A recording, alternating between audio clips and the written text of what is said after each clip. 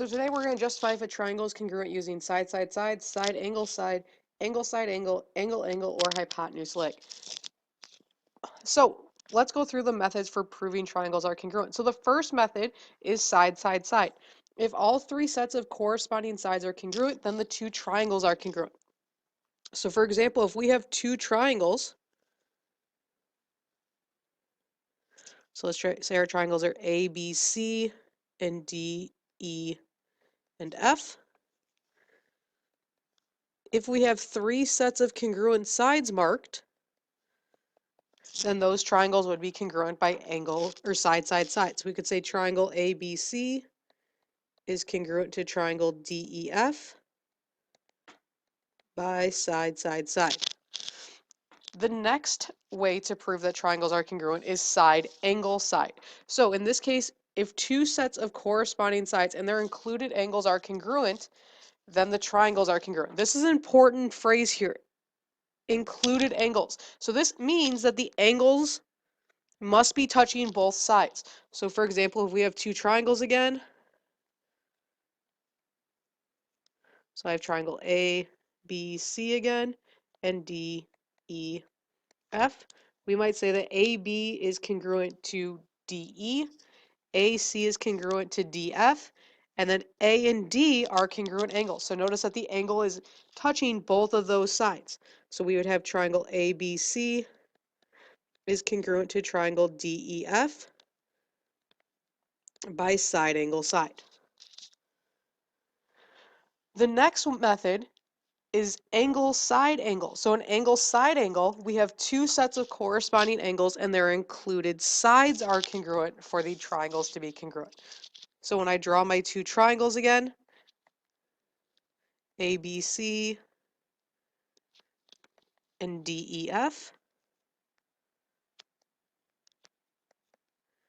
this time I have two sets of congruent angles. So B and E are congruent, C and F are congruent, and I need the included side. So the included side is the side that's touching both angles, BC and EF. So then we could say that triangle ABC is congruent to triangle DEF by angle, side, angle. The fourth method is angle, angle, side. So an angle, angle, side, if two sets of corresponding angles and a set of sides outside those two angles are congruent. This is a non-included side then, and those are congruent, then the triangles are congruent. So if I have triangle ABC, and I have triangle D, E, and F, when I look at those two triangles, I could say that A is congruent to D, C is congruent to F, and AB is congruent to DE. So the side is only going to touch one of the angles instead of both this time. So in this case, triangle ABC is congruent to triangle DEF by angle, angle, side. The last method is hypotenuse leg. So in hypotenuse leg, it's important that it's only right triangles. So if the hypotenuse leg and if the hypotenuse and corresponding legs of two right triangles are congruent, then the triangles are congruent. So these have to be right triangles.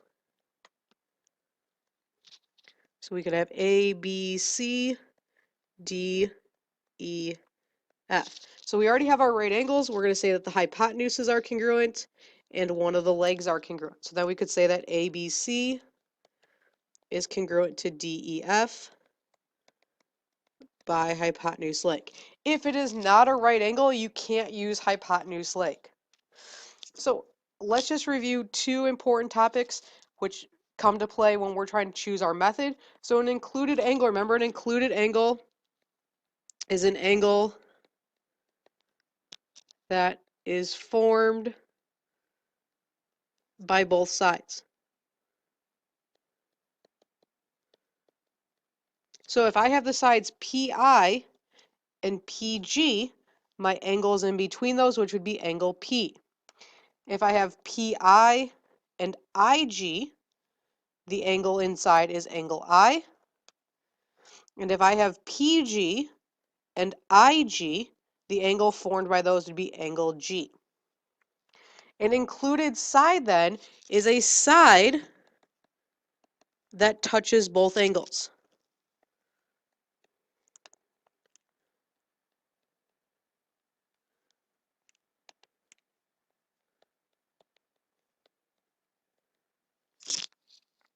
So in this case, if I have angle P and angle G, the side touching both of them is PG.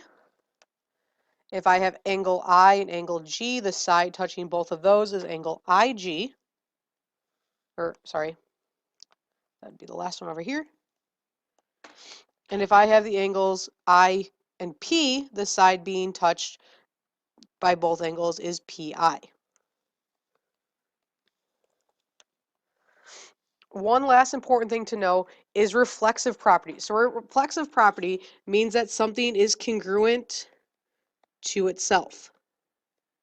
So this happens when there's a shared side. So for example, in this picture, if I have A, B, C, and D, we could say that that shared middle side, BD, is congruent to itself, which will help us with proofs and will help us determine methods for when triangles are congruent. So what method, if any, can be used to prove that triangles are congruent? Remember that you need 3 pieces of information in order to prove that the triangles are congruent. So in number 1 right now, we have one set of sides that's congruent. We have 2 sets of sides that are congruent. And we also know that this shared side CD is congruent to itself by the reflexive property. So now we have 3 sets of congruent sides. So the method that we're using to prove the triangles are congruent would be side, side, side. So we would have triangle CAR is congruent to CSR. Remember that order is important, so you have to pay attention to what things are congruent. So if CA is the side with the circle, and it's the first 2 letters, then the other side of the circle has to be the first 2 letters. Number 2, so if we have one right angle, remember that there's also a right angle on the other side of our triangle, which means we right now have one set of congruent sides, we have one set of angles that are congruent, and we also have a shared side again, which means that that is congruent to itself. So now that I have 3 pieces of information, I have 2 sides and an angle. Our method in this case would be side, angle, side, because we have our sides and we have the angle touching both sides, so it's the included angle. So in this case, triangle GOF is congruent to LOF. If O and F are the shared side, they have to be the last 2 letters in the name of the triangle. Number 3, so in a bow tie problem, you always have vertical angles. So if this is a right angle, this is another right angle. So in this case, I have right angles that are congruent. I have one side that's congruent to another side, and then I have another set of sides. Now we have to be careful here because I have 2 sets of sides, but this is not a side angle side problem because the angle is not between the 2 sides. So instead, my only other option would be hypotenuse leg, because side side angle is not a method to prove that triangles are congruent. So this has to be hypotenuse leg because it has a right angle. Otherwise, we couldn't prove the triangles were congruent. And then we have triangle DNA is congruent to triangle CNE.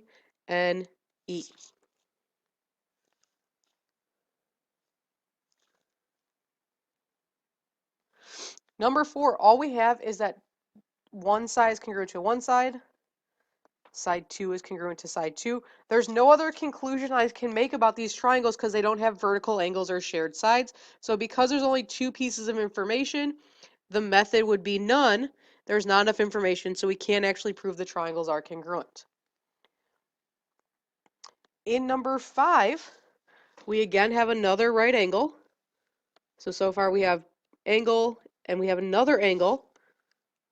We also know that we have a shared side, so that side AE has to be congruent to itself, which gives us our side. So in this case, we have 2 angles and one side that are congruent, and the side is between both angles, so it's an included side. So the method that we would be using is angle side angle, and we would say that triangle CAE is congruent to triangle KAE. Number 6. In number 6 right now we have one set of angles that are congruent,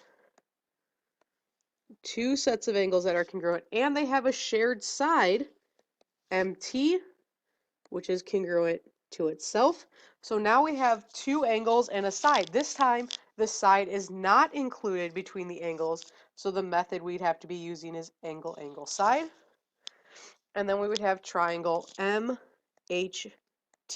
is congruent to triangle MAT. Number 7. So in number 7, we have two right angles that are congruent. We have two sides that are congruent. And we also have a second set of sides that are congruent because of the reflexive properties. So now I have two sides and an angle.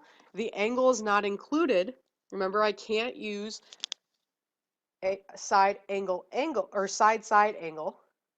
I can't have an angle that's not included. So my other option is HL, and because it's right angles, we can use the method HL.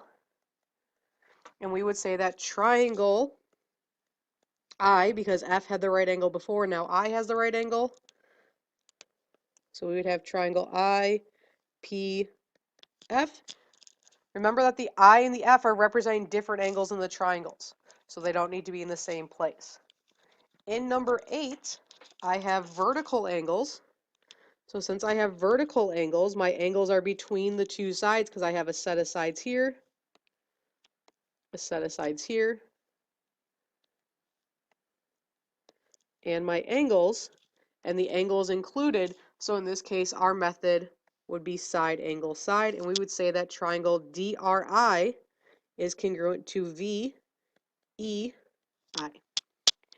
In number 9, I know that I have reflexive properties, so JM is congruent to JM, so I have one set of sides, two sets of sides, and one set of angles. The problem here is that the angles are not included in the sides, and they are not right angles, so I actually can't prove that the triangles are congruent yet. I would need more information. So right now my method would be none, and I can't write a congruency statement because I don't have enough information. In number 10, we have a rectangle with two sides already marked congruent. So we know that GF is congruent to OL. We also know that GO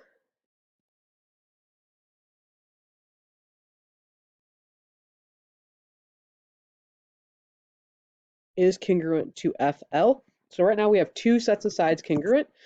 The side that's in the middle here, OF, is in both triangles, so it would be congruent to itself by reflexive property, which would be our third set of congruency. So we have three sets of sides, so our method would be side, side, side. So we're going to name our first triangle GOF is congruent to triangle. So GO is going down the blue side, so we would have LFO. Remember that F and O are not going to be in the same part of the names because we're not talking about the same angle. In number 11, this is a bow tie problem, so we have vertical angles that are marked congruent. We also have parallel lines with FO and BL. So if we have parallel lines, we can use OB as a transversal, and we can pick either set of angles. So I'm going to pick O and B. So in this case, we would have angle, side, angle. So our method here would be angle, side, angle, because the side is between the two angles. Then we would have triangle FOT is congruent to triangle LBT. In number 12, we have two sets of triangles here. So we have right angles in both triangles. If we highlight the triangles here, we have one triangle this way, and we have one triangle this way. So they both have a right angle in them. They both have one side that's congruent. OC is an angle, is a side in both triangles. So we would have side, angle, side as our method. So our first triangle is SOC is going to be congruent to triangle RCO.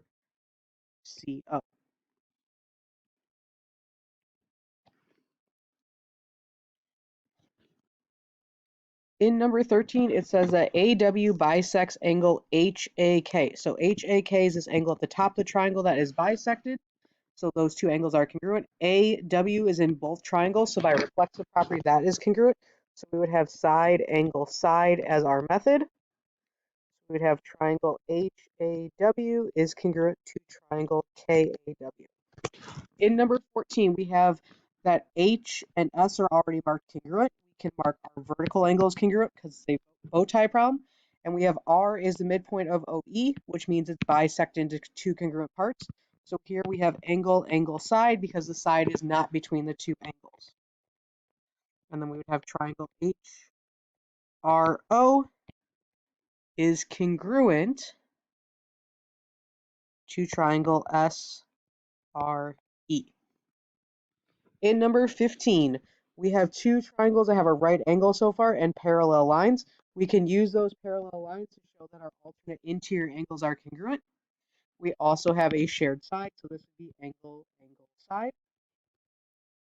And we would have triangle HAK is congruent to triangle WKL.